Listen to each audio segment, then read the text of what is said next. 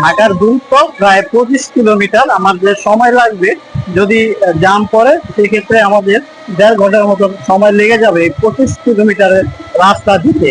তো এখন যাচ্ছি কোনাখোলাতে, আর কোনাখোলা থেকে কদমতলী যেতে হবে। এখান থেকে যদি যাই আগে যেতে হবে কোনাখোলা, আর কোনাখোলা থেকে কদমতলী, কদমতলী থেকে বাবুবাজার, ওইখান থেকে তারপর আমরা আমাদের যে জায়গা বা বাসা ওই দিকটাতে আমরা চলে যাব।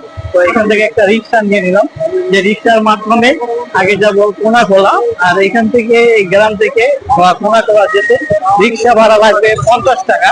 আর কোনাখোলা থেকে যদি কদমতলী যাই সেক্ষেত্রে সিএনজি ভাড়া হচ্ছে 20 টাকা। আর কদমতলী থেকে বাবুবাজার ব্রিজ পার হলে বাসের মাধ্যমে গেলে ভাড়া লাগবে 10 টাকা। তো এভাবে আর কি যাবো আজকে, যেহেতু এই গ্রামে আসছিলাম এই গ্রাম দেখার জন্য। ঢাকার কাছেই এই গ্রামটার অবস্থান, দিকপুর বলে আর কি সবাই। এই গ্রাম দিকপুর নামে পরিচিত এই গ্রামে। তো যেহেতু এখন একটু শীত শীত পরে, সকাল থেকেই একটু ঠান্ডা একটা আবহাওয়া ছিল, এখন বিকাল হয়ে গেছে, বাতাসেও কিন্তু প্রচুর ঠান্ডা। এখন শীতের মৌসুমটা বর্তমানে